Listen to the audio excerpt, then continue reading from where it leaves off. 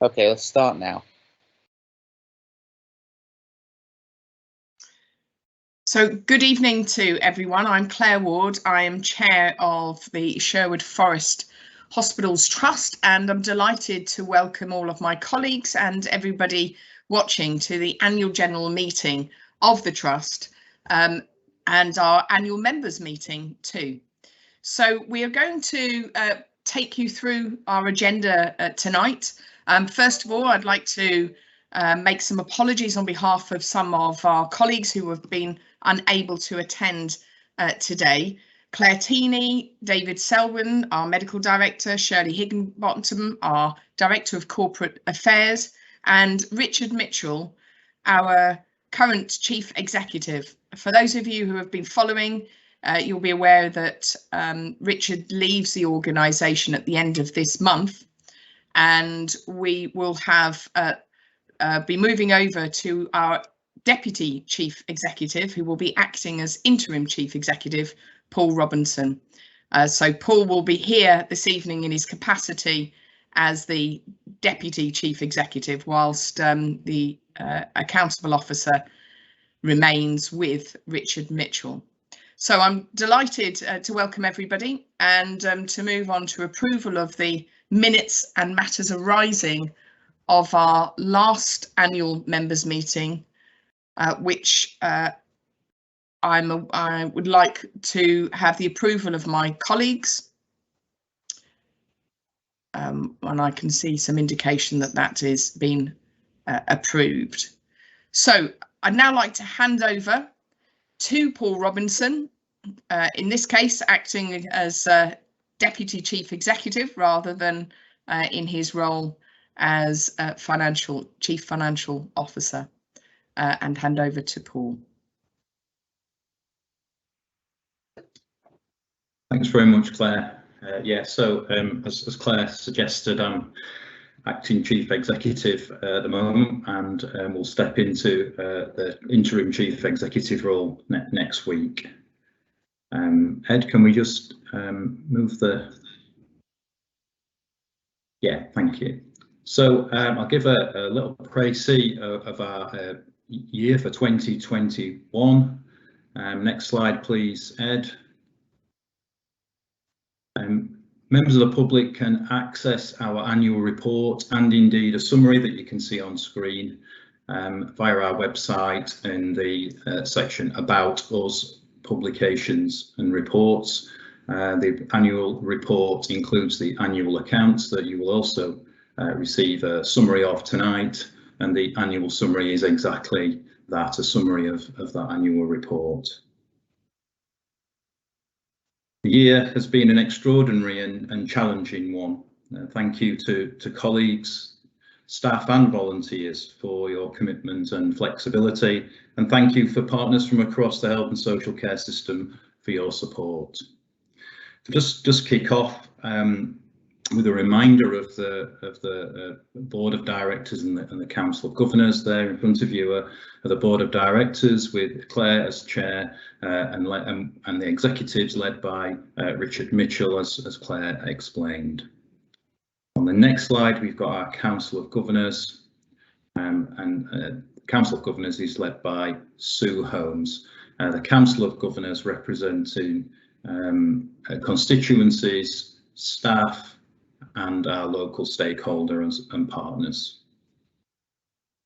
So as I look back to 2021, I'd just like to focus on the impact of the pandemic here at Sherwood Forest, and you can see the extent of the Sherwood Forest response on screen there, the number of COVID patients that we have cared for and have been discharged, and sadly 619 patients have died with COVID-19 in our care, and our thoughts and condolences go to family and friends, and indeed to the colleagues who cared for those patients.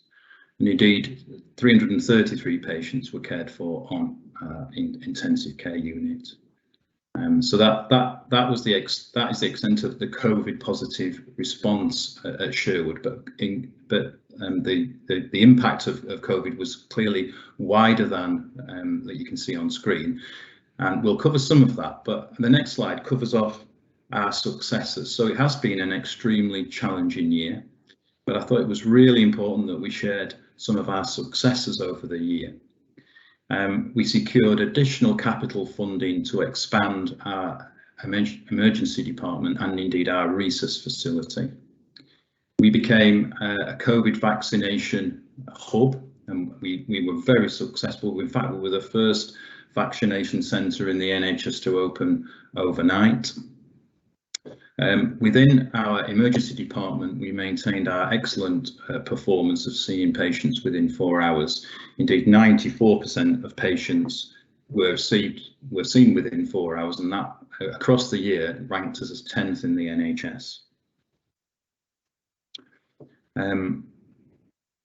We looked after each other very well, and in terms of the well-being that we supported our colleagues, we created a well-being room.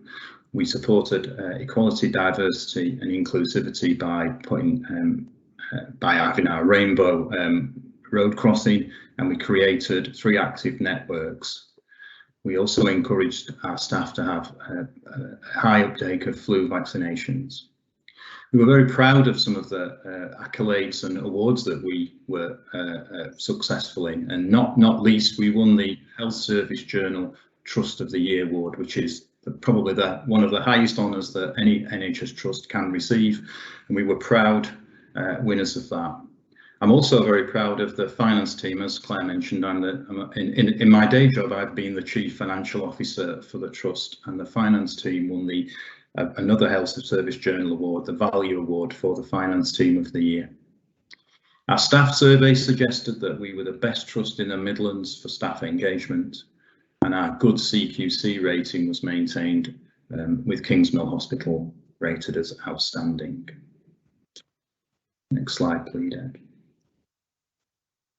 So on winning the Health Service Journal Award Trust of the Year, the editor of the Health Service Journal, Alistair McLennan, made this statement, and this is about our culture of excellence and us being and Sherwood Forest being an inspiration for like-minded teams across the country, which I think is something that we can be very proud of, that has been thought of being an inspiration across the NHS. So that was really, really well received. Thank you.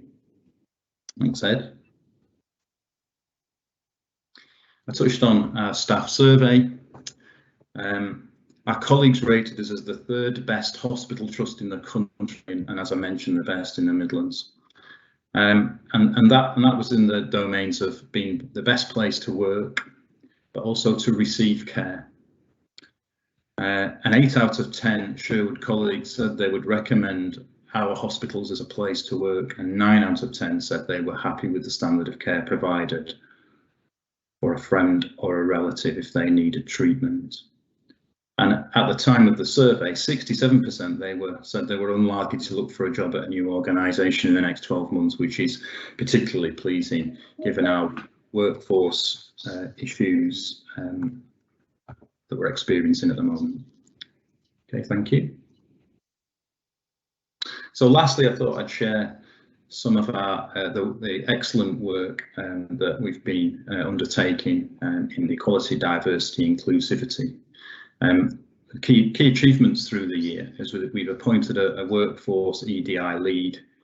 That's Ali Pearson, who's done some tremendous work and has really taken the trust forward. We've launched a workforce strategy, held an awareness session, and ensured that now that is included on managers' induction. We've held awareness raising events, and within Black History Month, the Pride March, and the LGBTQ+ History Month. There's been Q&A sessions for those with disabilities and long-term conditions, and we've created a number of staff networks. We've developed an EDI charter. There's now an EDI statement contained within all our job descriptions, and I was really pleased that a recent appointment within the finance function included a pilot for EDI questions within the interview and recruitment process. So with that, I will leave the annual report behind and invite Richard Mills, the Acting Chief Financial Officer for this evening, to lead us into the annual accounts. Thank you.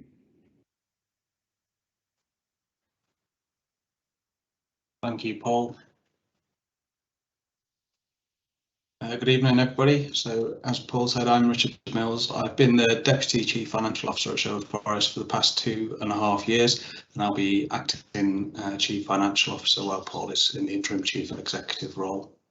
So I've got 3 slides to provide an overview of the 2021 annual accounts, and then I'll hand over to our external auditors, KPMG, to talk you through their findings. Next slide, please. Thank you. So as you know, 2021 was an extraordinary year in many ways, and in response to the many challenges faced in the NHS, we were operating under an interim financial framework. So under this framework, the Trust was largely funded through fixed allocations. We had some variable funding in the first half of the year to cover specific expenses relating to the management of COVID-19. We ended the 2021 financial year with a deficit of 15.9 million, which included an asset impairment of 10.4 million. So adjusting for this and other allowable items gave us a reported deficit of 5.5 million. And this met the forecast outturn that we'd agreed with NHS England and NHS Improvement, our regulators, for the financial year. Just for interest as much as anything, the revenue costs included on here for relating to the management of COVID-19 and the rollout of the COVID vaccination programme amounted to 29.2 million for the year. Next slide, please. So this slide provides a bit of an overview of the contents and process for the accounts. The key things to note here: the annual accounts were prepared in accordance with the Department of Health and Social Care's Group Accounting Manual, known as the GAM, and on a going concern basis. As I've already mentioned, we met our financial forecast for the year as agreed with NHS England and Improvement, and there were no accounting policy changes to note in the year. The accounts were produced and submitted in line with the required timetable. The Audit and Assurance Committee reviewed a draft of the accounts prior to review by our external auditors, KPMG, and the Trust Board of Directors adopted the accounts on the 11th of June 2021, along with the unqualified or clean audit opinion provided by KPMG. Next slide, please. So this slide provides an overview of the main statements included in the accounts. So the accounts are made up of 4 main statements. The first is the Statement of Comprehensive Income, or SOCI, also sometimes referred to as the Income and Expenditure Statement or the Profit and Loss. This shows the allowable reported deficit of 5.5 million. The second main statement is the Statement of Financial Position, so that's more traditionally known as a balance sheet. So this shows the value of the assets such as property, plant, equipment and cash holdings, and also the value of liabilities such as borrowings and payables of the Trust as at the 31st of March 2021. The final statements are the statements of changes in equity, which records how the assets of the Trust are financed by the Treasury, and the statement of cash flow, which records movements to the cash holding of the Trust from the start of the financial year to the end of the year. That's my final slide, so I hand over to Richard Walton from KPMG now. Thank you. Thank you. So yes, I'm Richard Walton. I work for KPMG. So the next few slides are completely independent of everything else that's been said today. So we are the independent people who review the Trust and their performance. I've got a few slides which take you through our responsibilities as external auditors and our main findings. If you can move on to the next slide, please. Yeah, so the 2 things we'll go through there is what we do and the things we found for the first year of our appointment. So we were appointed in year as auditors, so it's the first time we've audited the accounts, and overall I'd comment that audit has gone smoothly, and it didn't feel like a first year audit. Sometimes there's kind of teething problems with the new engagement, but this went well. So if you go to the next slide, please. We have 4 main responsibilities. The first one is to give an opinion on the financial statements, like any other auditor or any audit of any company, looking at the accounts and that they present a true and fair view. The next one is something specific to the public sector, that we assess the value for money and the arrangements in place at the Trust.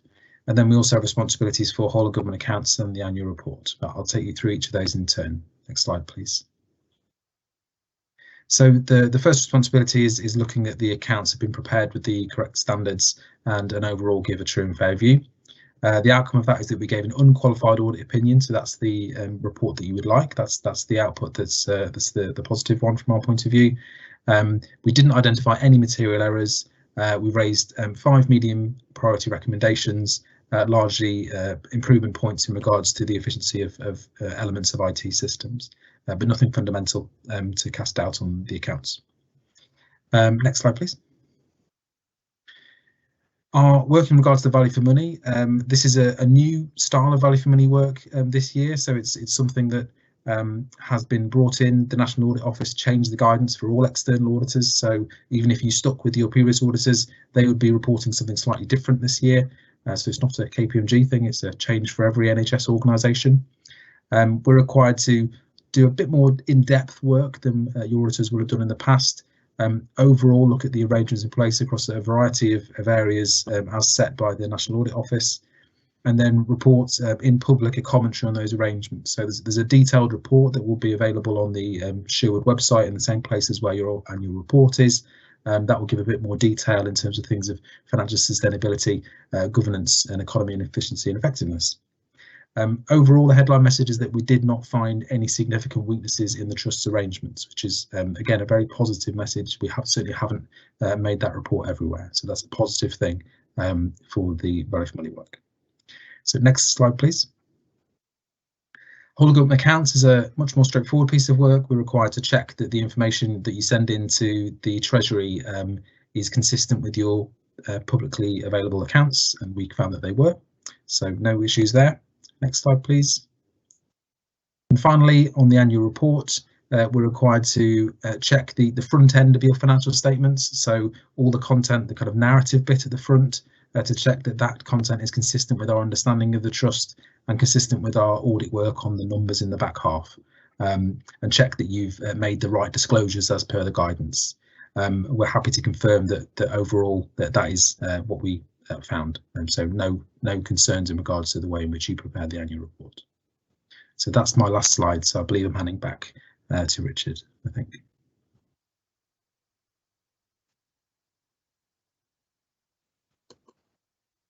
Thanks very much. It looks like you're on with me next. So good afternoon, everybody. And I'm David Ainsworth, as it says on the slide in front of you. I'm the Locality Director employed by the CCG and also a Governor of Sherwood Forest Hospitals. Next slide, please. Thank you. So thanks very much, colleagues, for inviting me to speak. I really want to get across my support for the positive work that the Trust has undertaken in the external environment. Mention Sherwood Forest, and we naturally all think about the hospitals and what goes on within the buildings, but the Trust have gone much further than this over the last 2 years or so. They've reached out into our communities by working with partners to make a real difference to people's lives. We know people have and still are experiencing varying levels of difficulties, inequalities likely to have widened, and we also know there's great power in working with partners across the wider system, which includes, as Paul said in the opening, social care, GPs, communities and nurses and so on. And as you can see on this slide, there are some fantastic examples where Sherwood Forest Trust have worked in the community and with partners. So, for example, we've together developed a virtual ward that allows patients to go home from hospital earlier than normally they might, but whilst still maintaining the ability to monitor patients' observations in their own home, carefully using home equipment and IT systems that make those observations visible to secondary care hospital doctors and teams. The Trust have also worked incredibly hard and targeting some of the vulnerable groups that live in our communities. So, for example, people who define themselves as homeless, and more recently, the refugees who have arrived in our patch. And this includes work, for example, things like access to vaccinations and health checks, and for some of the ladies arriving, for example, from Afghanistan, are pregnant. So the pre and postnatal care of women arriving has been a really key success factor in recent weeks.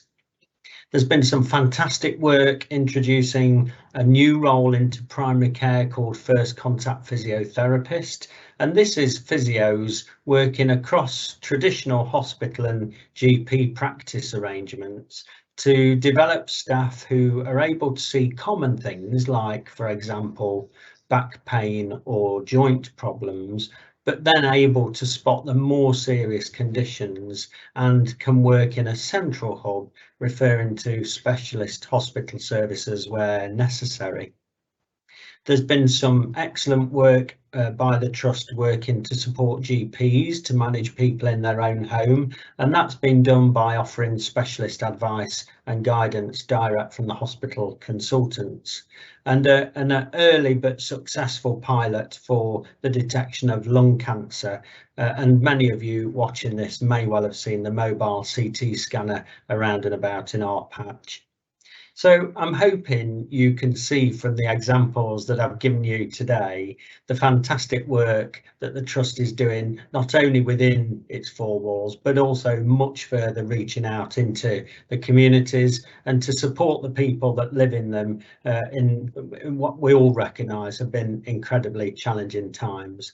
So that's it from me, and thanks very much indeed again for being able to come and celebrate the work that Sherwood are doing.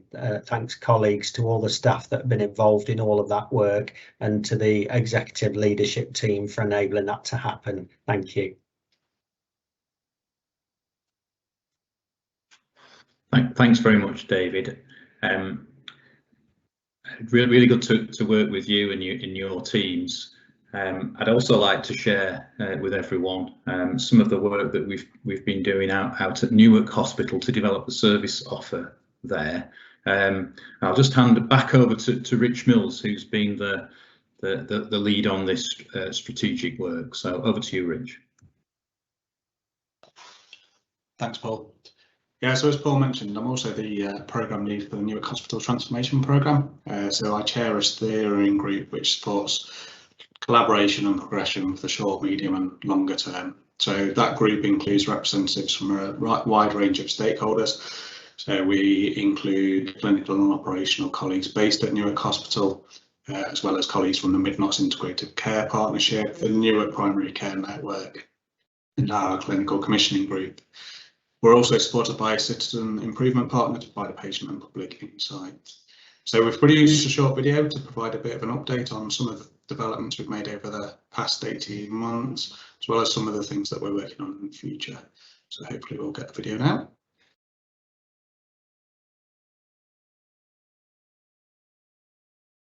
Bear with me 2 seconds.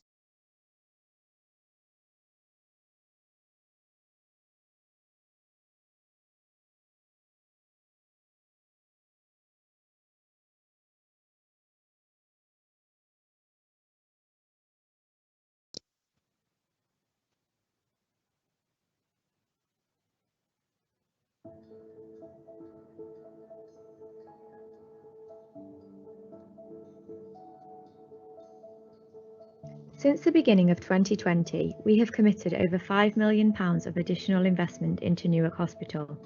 This includes capital investments into the estate and equipment, as well as providing additional staffing and clinical supplies to develop the services we offer.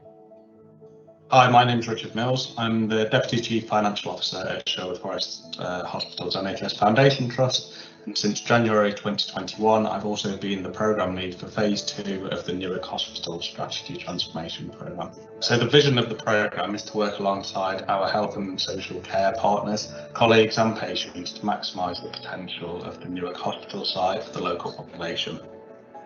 Our programme includes subgroups to focus on the future of elective planned care, urgent and emergency care, estates and administration, health promotion and community services. Since September 2020, the following procedures are now being provided at Newark Hospital. Orthopaedic surgical elective procedures. Knee and hip surgery is now provided in addition to smaller elective procedures. ENT surgical elective procedures. Minor procedures are now provided. This includes adult grommet, examinations under anaesthetic, de-waxing and suction procedures. There has also been an expansion of the surgical procedures undertaken within general surgery and neurology, including laparoscopic hernias and TURPs. Hi, I'm Denise. I'm the ward assistant on Minster Ward at Newark Hospital, where we do elective day case and orthopaedic replacement surgery. Now we're doing the hips and knees. It gives people from, local areas the opportunity to come and have their surgery locally, as well as, we still do patients from Mansfield, from Lincoln. So it just opens it up for so many more people to come and have their surgery at their local hospital or a smaller hospital compared to a big hospital. My name is Tracy Harper. I have come to Newark State to have a new knee replacement. It's been lovely. So when they offered me to come to Newark, I said yes, straight away.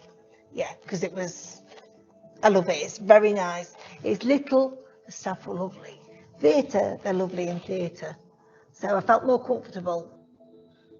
As part of the Newark Strategy Transformation Programme, we are also exploring further surgical elective procedures that can be offered safely on the Newark site, as well as determining how we can further maximise the utilisation of our Newark estate for the Nottinghamshire population with other new services. Hello, my name is Tracy Brassington. I'm the Community Involvement Manager for Sherwood Forest Hospitals. I have been working at Newark Hospital for over 20 years and I'm also a Newark resident, so I've lived in Newark many years.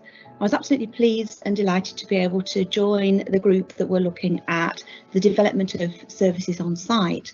As we are now developing services, we are also looking at how our volunteers can assist to further enhance the patient journey at the hospital. We work very closely with staff to look at environmental changes, any support of training that our staff may need, but equally the most important thing to us is that we're improving the experience for our patients.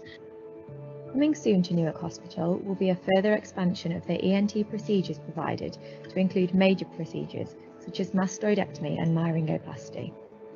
We will also be introducing a breast one-stop service which will offer clinical examination, ultrasound and/or mammogram/biopsy. There will be the introduction of 7-day endoscopy services, expansion of cardiorespiratory services and the introduction of an audiology booth within the ENT department. There will also be site improvements made to improve patient experience, including the new MRI walkway, as well as additional car parking spaces on the Newark site.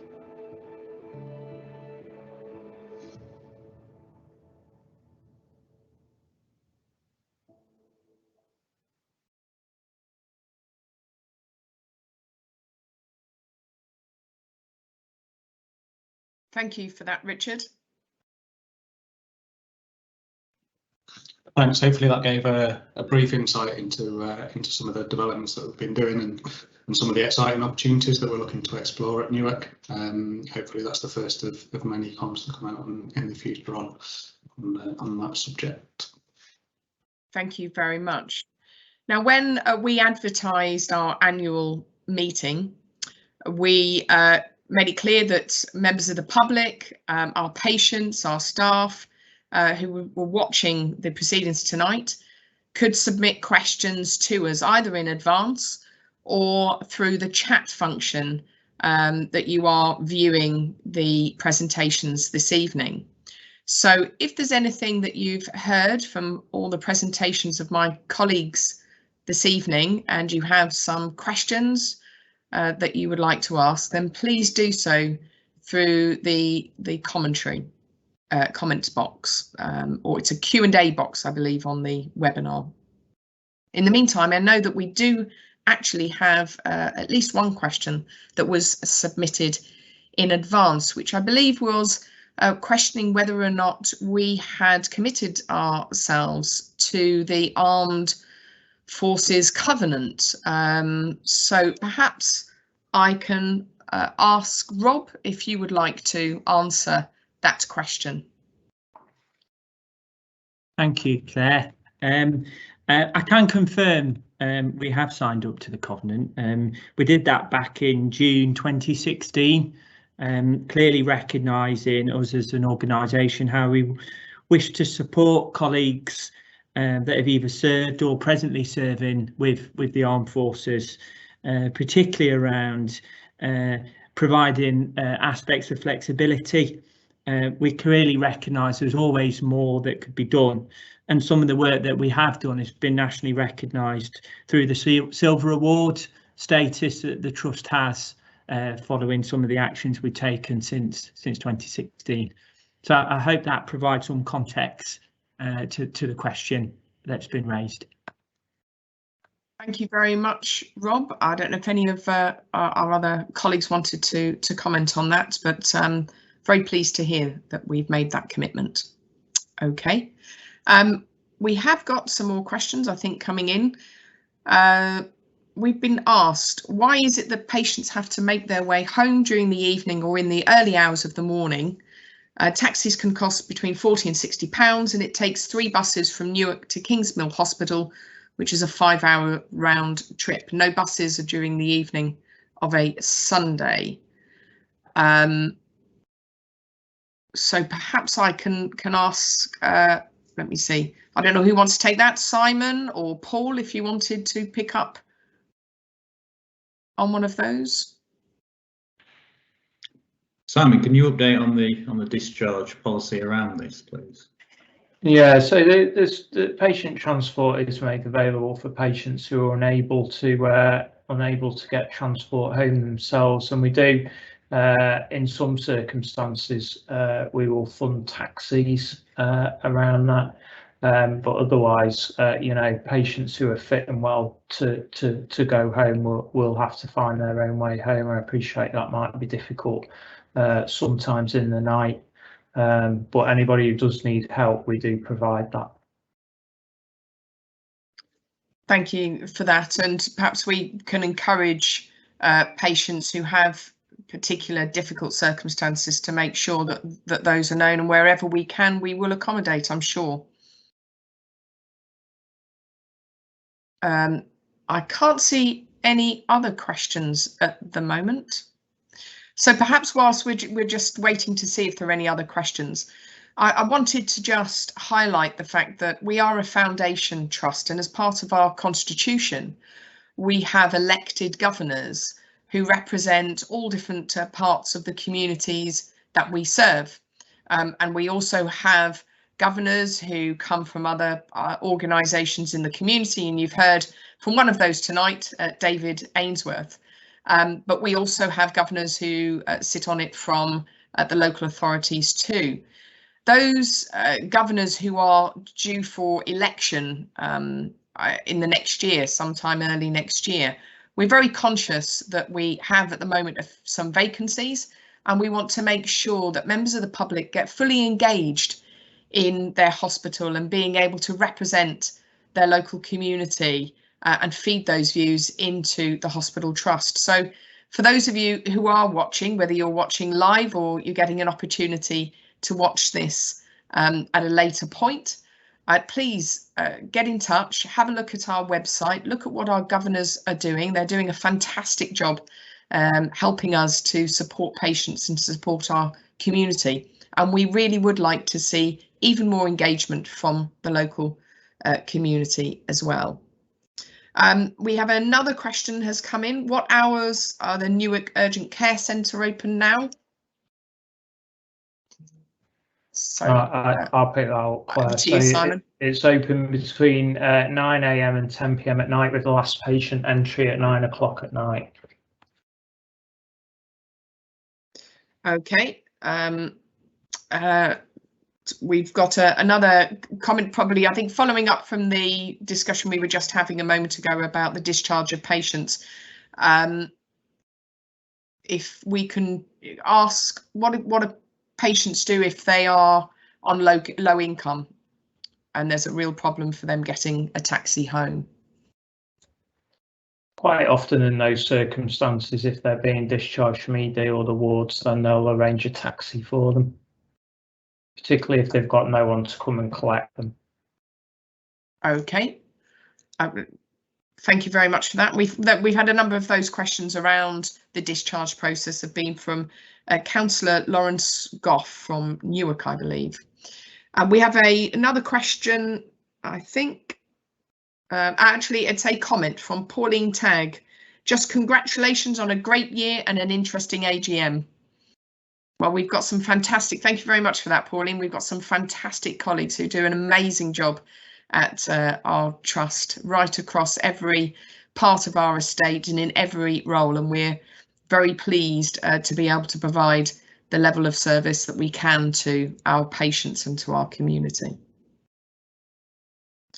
I think those are all the questions that we have, and obviously if there is anything else that we haven't picked up, then you're always welcome to get in touch with us and to raise any issues or concerns or comments and compliments that you might have for the Trust and our colleagues. So I'm not aware any other questions. Can I therefore thank all of my colleagues for their participation tonight. Thank you to also from our auditors and from our partners in the community who are supporting Sherwood Forest. Thank everyone for the time that they've given, and for those of you who are watching, please again keep in touch with us, have a look at our website, see what we're doing, see how you can get involved and support the work of our governors as well. And we look forward to seeing you at our next AGM, but remind you of course that our board meetings every month are public, and although they are online at the moment in this virtual format, we would encourage people to log on and to watch the proceedings of the board in public and the issues that are being raised. So thank you all very much, and with no further questions, I'm going to close the meeting. Thank you.